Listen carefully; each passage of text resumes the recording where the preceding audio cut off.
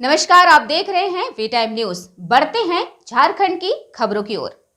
मुख्यमंत्री हेमंत सोरेन ने आज झारखंड विधानसभा अध्यक्ष रविंद्रनाथ महतो द्वारा लिखित पुस्तक विचारों के 11 अध्याय का लोकार्पण किया।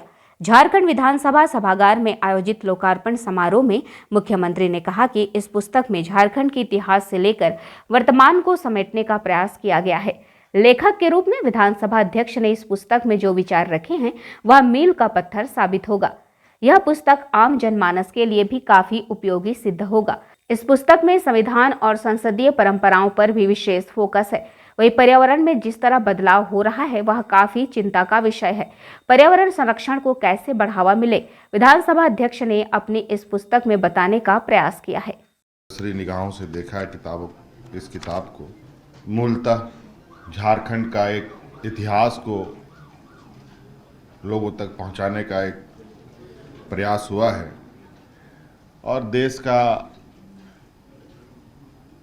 संविधान से लेके हमारे देश के अग्रणी नेता, अग्रणी अगुवाई करने वाले जो हमारे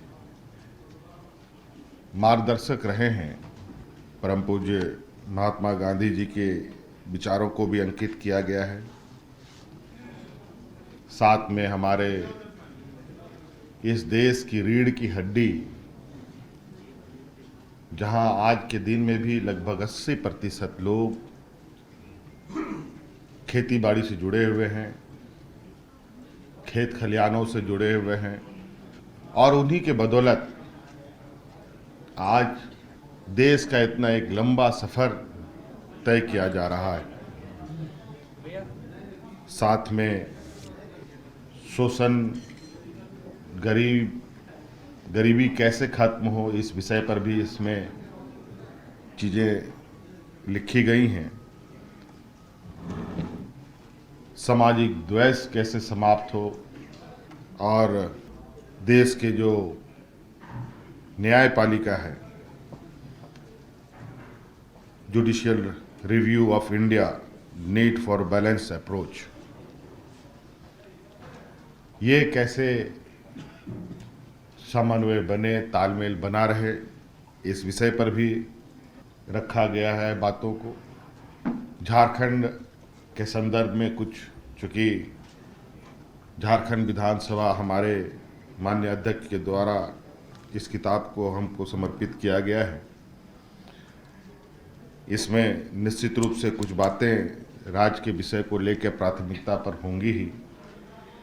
भारतीय हॉकी, महिला हॉकी के विषय में भी बातें रखी गई है। जैसे कि आपको मालूम है कि अभी हाल में ही झारखंड की कई बच्चियां सीमित संसाधन में,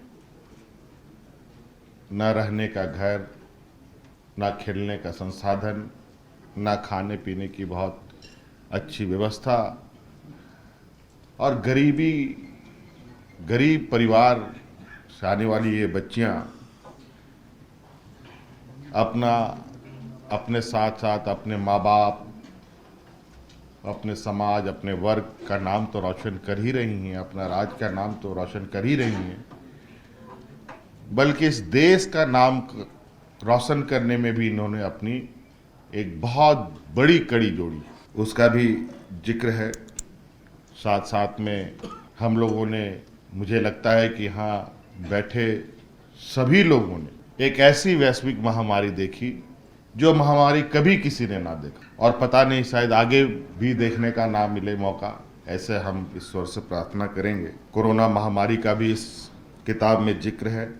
साथ साथ में हमारे संसदीय परंपराओं का भी उल्लेख है और जिस तरीके से भारत देश का गठन हुआ, भारत देश के अंदर राज्यों का गठन हुआ, पहले बड़े बड़े राज्य बने, फिर छोटे छोटे राज्य बने और राज्यों के अंदर छोटे छोटे प्रखंडे बने। तो छोटे छोटे राज्यों की जो आवश्यकताएं हैं, क्यों पड़ती हैं, क्या ज़रूरत है, कई राज्य भाषा को लेकर अलग हुए, कई राज्य अपने भौगोलिक दृश्य को लेकर, भौगोलिक व्यवस्था को लेकर अलग हुए, कई राज्य अपने अधिकार, अपने अस्तित्व की लड़ाई को लेकर अपनी वजूद की लड़ाई को लेकर संघर्ष कर अपना एक अलग राज्य गठित किया, ये भी इस पर जिक्र है। कुल मिलाकर के और साथ साथ में मौजूदा जो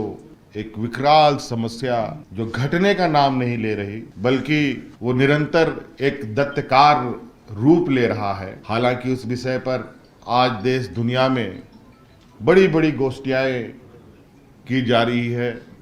नेशनल इंटरनेशनल लेवल पर कई एनजीओ के माध्यम से, कई संस्थाओं के माध्यम से, और वो है पर्यावरण का, ग्लोबल वार्मिंग का। इससे हम कैसे निजात पाएं, ये दुनिया कैसे इस पर्यावरण को संरक्षित करे। चूंकि लगता है कि आज हम लोगों ने विकास की लकीरों को इस तरीके से खींचना प्रारंभ कर दिया है जहां हम खुद से अपने अस्तित्व को खतरे में डाल रहे हैं। चाहे यहाँ के नदी नालों को समाप्त होने की बात कहें, चाहे जंगलों को समाप्त करने की बात करें, और इसका बदलता हुआ स्वरूप अगर हम देखें तो हमें बहुत दूर जाने की जरूरत नहीं है। हम झारखंड को ही देखें। 80 के दशक से लेकर 90 के दशक के बाद से जिस तरीके से पर्यावरण में बदलाव हम देख रहे हैं।